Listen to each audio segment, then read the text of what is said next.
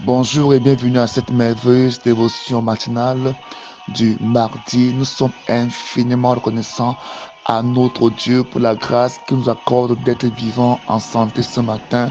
Nous lui disons infiniment merci. Il dit un jour dans ta présence vaut mieux que 1000 autres ailleurs. C'est une grâce pour nous donc d'être ici. Mon nom c'est Bled Bétien, mon contact. Appelle WhatsApp plus 237 695 106 15 25. Soyez donc bénis et bienvenus au nom de Jésus-Christ. Ce matin, on continuera à parler de la puissance de la parole de Dieu. La parole de Dieu est une nourriture, c'est un breuvage.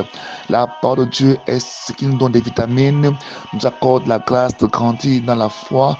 Nous avons vu hier qu'il y a plusieurs niveaux, types de paroles. Il y a la parole de Dieu qui est comme du lait, qui est fait pour les bébés spirituels. Mais il y a la parole de Dieu, plus nous grandissons, plus nous avons accès à la nourriture solide. Donc la Bible elle-même, Dieu lui-même compare sa parole à une nourriture, à une alimentation. Quiconque va plonger ses regards dans la parole de Dieu, en train de lire, de la méditer et en train de s'alimenter. S'alimenter, c'est aussi lire la parole de Dieu, la méditer, cela ressasser toute la journée. C'est ça, méditer, c'est ça, se nourrir de la parole de Dieu. Ce matin, je voudrais vous faire comprendre, chaque matin, nous devons lire ne serait-ce que quelques passages dans la Bible. La parole de Dieu est inscrite dans la Bible, dans un livre appelé Bible.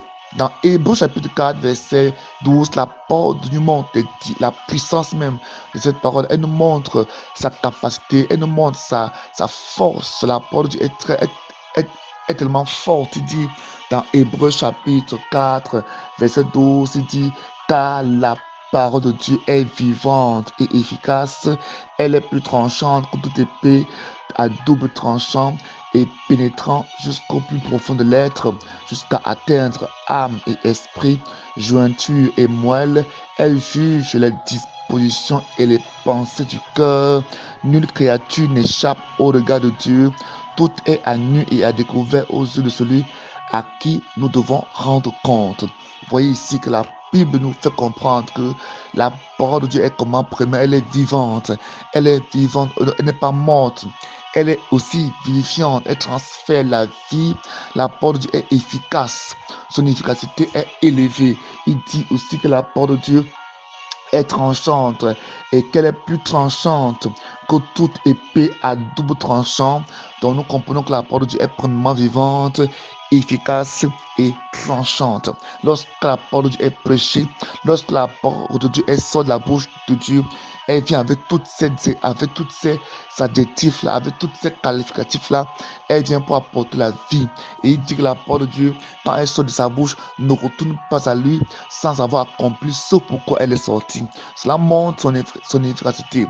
Elle est tranchante. La Bible dit qu'elle est capable, elle est pénétrante aussi et elle va jusqu'au plus profond de l'être humain. Elle va au plus profond de l'être humain. Elle pénètre. Il n'y a rien qui résiste à la parole de Dieu.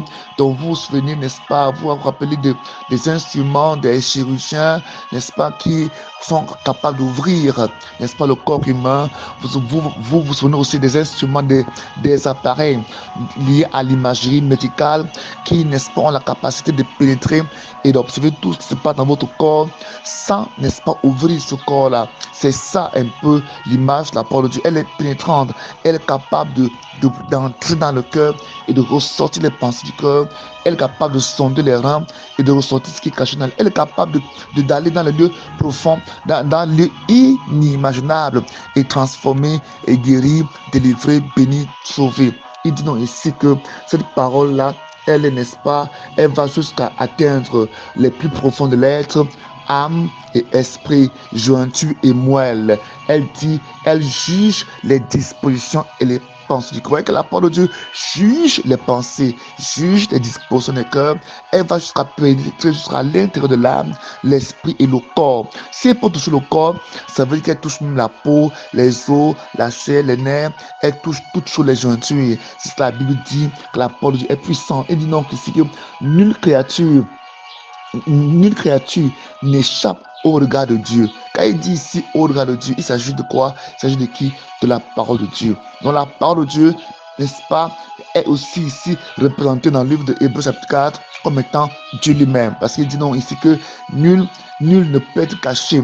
Nul ne peut être caché. Nulle créature ne peut être cachée aux yeux de ceux à qui nous rendrons compte.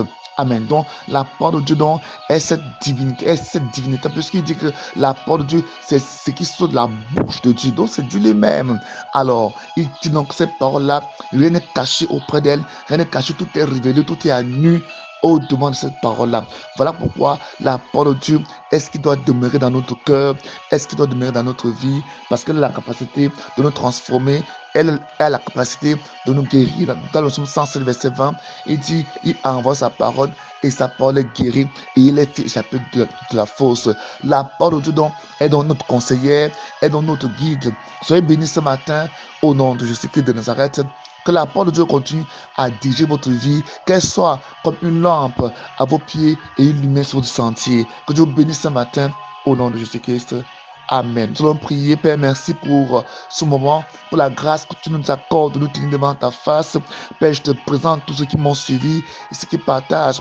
Père, je prie que les témoignages soient multipliés de manière positive dans leur vie, que ta grâce triomphante, ta grâce débordante on continue à se manifester dans la vie. Père, je prie afin que ton esprit, afin que ta puissance continue à se manifester. Père, je te présente tous ceux qui sont malades, afin que tu étendes ta main et que tu guérisses, tu restaures. Nous voulons prier et chasser au nom de Jésus tout esprit d'infimité, tout esprit dans la vie qui ne te glorifie pas au nom de Jésus. Et nous prions ce moment afin que ta grâce manifeste, que ta grâce manifeste dans leur vie, dans leur famille. Merci pour la sécurité, merci pour la protection. Soyez bénis ce matin au nom de Jésus de Nazareth. Amen.